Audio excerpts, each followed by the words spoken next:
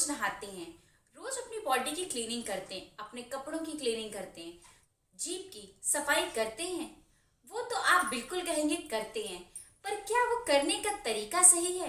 आज इस वीडियो में हम लोग जानेंगे कि आखिर हम लोग किन तरीकों से अपने दांत को हेल्दी बना सकते हैं, दांतों की जो कॉमन प्रॉब्लम्स होती हैं उनसे हम लोग छुट्टी पा सकते हैं, और जो टंग में बैक्टीरिया जमा हो जाते हैं उनको प्रॉपरली कैसे क्लीन कर सकते हैं। और सबसे बड़ी बात, जो आप सभी लोग खाना खाने के तुरंत बाद ब्रश करते हैं वो बिल्कुल गलत तरीका है।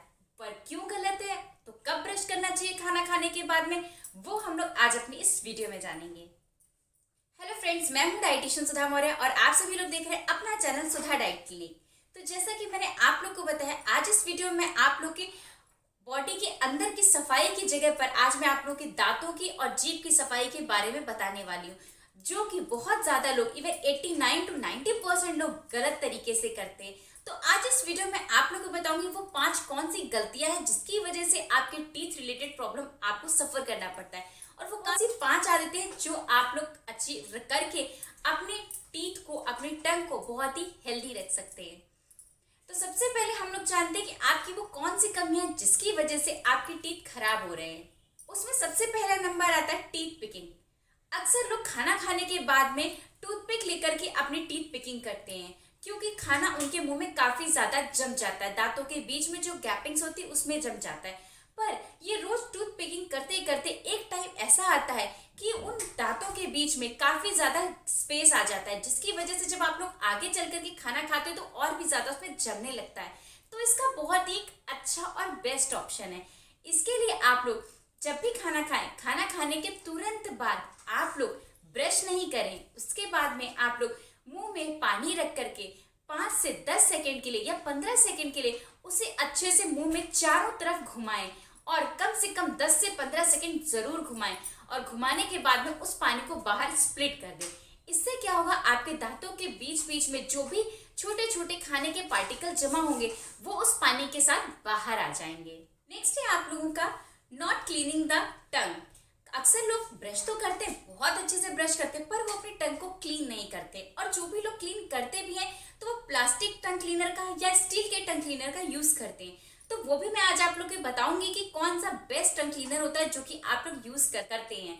पर सबसे बड़ी बात यह है कि जब भी आप लोग ब्रश करते हैं और उसके बाद अगर आप टंग क्लीन नहीं करते तो जो टंग के ऊपर बैक्टीरियाज होते हैं वो आपके गम्स पर अटैक करते हैं और आपके टीथ को काफी ज्यादा वीक कर देते हैं, उन्हें कमजोर कर देते हैं, जिससे कि काफी ज्यादा टीथ रिलेटेड प्रॉब्लम आपको देखने को मिलती है।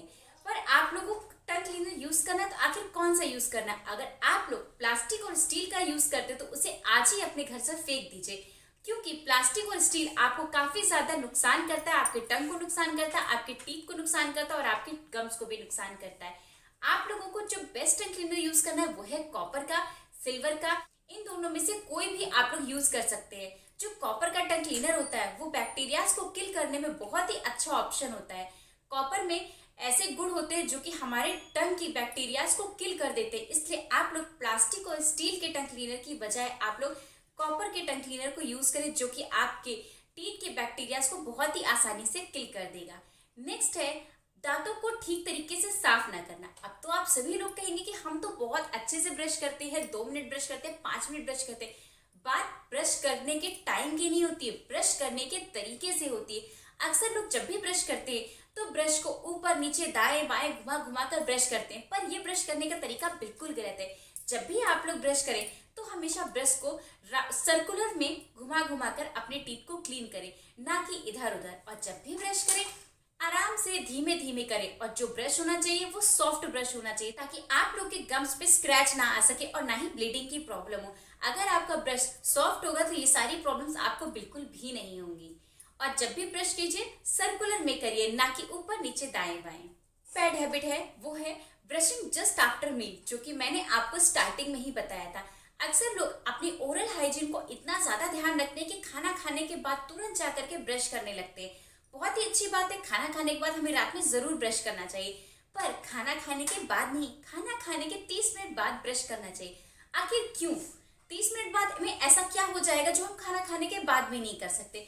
आखिर काम करके छुट्टी हो कि हमने खाना भी खा लिया, ब्रश भी कर लिया, अब हम लोग सोने जाएं, पर ये तरीका बिल्कुल गलत है। जब हम लोग खाना खाते हैं तो हमारा जो माउथ का एरिया होता है वो एसिडिक नेचर का हो जाता है, जिसकी वजह से जो टीथ और गम्स भी होते हैं वो भी एसिडिक हो जाते हैं। ऐसी कंडीशन में जब आप ब्रश करते हैं खाना खाने के तुरंत बाद में, तो इस समय आपके जो टीथ और गम्स होते हैं वो काफी ज्यादा वीक होते हैं, और इस टाइम पे अगर आप ब्रश करते हैं तो आपके जो गम्स होते हैं उससे ब्लीडिंग की प्रॉब्लम, या उस पर स्क्रैचेस की प्रॉब्लम, या आपके टीथ में बहुत ज्यादा स्क्रैचेस की प्रॉब्लम होती है। इसलिए जब भी आप लोग ब्रश कीजिए खाना खाने के बाद तो 30 मिनट्स बाद करिए। पर आप लोग ब्रश तो करेंगे, पर किससे करेंगे, उसका ऑप्शन है अपनी नेक्स्ट बैड हैबिट्स में। तो नेक्स्ट बैड हैबिट है बहुत ही केमिकल वाले टूथपेस्ट को यूज करना। हम लोग के मार्केट में बहुत सारे टूथपेस्ट होते हैं, पर उनमें से कौन सा टूथपेस्ट बेस्ट है हमारे लिए वो जानना बहुत ज्यादा जरूरी है। हमारे जो टूथपेस्ट होता है उसमें एसएनएस की क्वांटिटी काफी ज्यादा होती है, जो कि हमारे टीथ के लिए बहुत ज्यादा हार्मफुल होती है, और खास तौर पर फ्लोराइड की मात्रा भी इतनी ज्यादा होती है ताकि उसमें अच्छे से झाग आ सके। पर ये दोनों ही कंडीशंस बिल्कुल ही वर्स्ट होती है, इसलिए आप लोग कोशिश कीजिए कि हर्बल टूथपेस्ट का यूज कीजिए। पर अगर बच्चों के लिए यूज कर रहे हैं तो जरूर ध्यान रखिए कि बेबी टूथपेस्ट ही मंगाइए, क्योंकि बच्चों की अक्सर आदत होती है टूथपेस्ट को खाने की, तो वो उनको बहुत ज्यादा नुकसान कर सकता है। पर इन सबसे अगर हटकर बात की जाए तो अगर आप लोग ब्रश करते हैं तो मॉर्निंग में टूथपेस्ट यूज कीजिए और रात में पाउडर यूज कीजिए, मीन्स जो मंजन आता है उसको यूज कीजिए, या आप लोग दातुन को यूज कीजिए। जो मंजन होता है जो पाउडर फॉर्म में आता है उसको यूज करने से जब हम लोग उसको यूज करते हैं तो उसको उंगली में लेकर के राउंड राउंड शेप में हम लोग अपनी पूरी टीथ पर यूज करते हैं, जिससे कि जो हमारे गम्स होते हैं वो गम्स एक्टिवेट हो जाते हैं, और ये जो गम्स होती है कहीं ना कहीं से हमारे डाइजेस्टिव सिस्टम से अटैच्ड होती है। तो इससे क्या होता है, पाउडर फॉर्म वाले मंजन को यूज करते हैं तो उससे हमारे जो गम्स होते हैं वो एक्टिवेट होते हैं, जिससे कि हमारा जो डाइजेस्टिव सिस्टम होता है वो बहुत ज्यादा स्ट्रांग हो जाता है, और आपका जो रात का खाना होता है बहुत जल्द पच जाता है।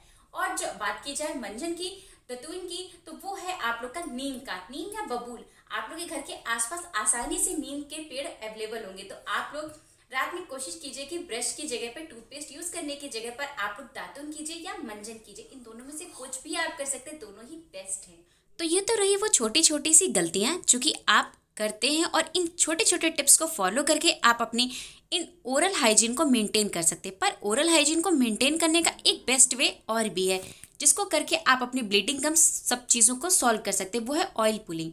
ऑयल पुलिंग में आपको सिंपली कोकोनट ऑयल माउथ में रखना है, उसे अच्छे से चारों तरफ अपने माउथ में रोटेट करना है 1 से 2 मिनट के लिए। इसके बाद अपने माउथ को वॉश करना है, फिर देखिए आप कितना फ्रेश फील करते हैं। पर कौन सा ऑयल किस टाइम यूज़ करना है वो मैं आपको ज़रूर बताऊंगी। तो अगर आपको डाइजेशन रिलेटेड प्रॉब्लम है तो आप लोग तिल का तेल यूज़ कीजिए, अगर आपको ब्लीडिंग गम्स की प्रॉब्लम है तो कोकोनट ऑयल यूज़ कीजिए, और अगर आपके जो टंग है वो वाइट रहती है तो उसके लिए मस्टर्ड ऑयल से ऑयल पुलिंग कीजिए, और अगर आपकी टीथ में कैविटी की प्रॉब्लम है तो आप लोग या तो लौंग का तेल यूज़ कर सकते हैं या तिल का, दोनों में से कोई भी ऑयल आप यूज़ कर सकते हैं। ये ऑयल पुलिंग बेस्ट ऑप्शन है अपने ओरल हाइजीन को मेंटेन करने के लिए। बाकी टिप्स तो आपको फॉलो करनी ही है, पर साथ में आपको ऑयल पुलिंग भी करनी है अगर आपको बैड ब्रीथ या कैविटी या गम्स की प्रॉब्लम है तो। अगर आपको मेरा वीडियो पसंद आया हो तो मेरी इस वीडियो को लाइक करना और मेरे चैनल को सब्सक्राइब करना बिल्कुल न भूलिएगा। तो मिलते हैं अपने नेक्स्ट वीडियो में, तब तक के लिए हेल्दी रहिए, फिट रहिए। Thank you, bye bye.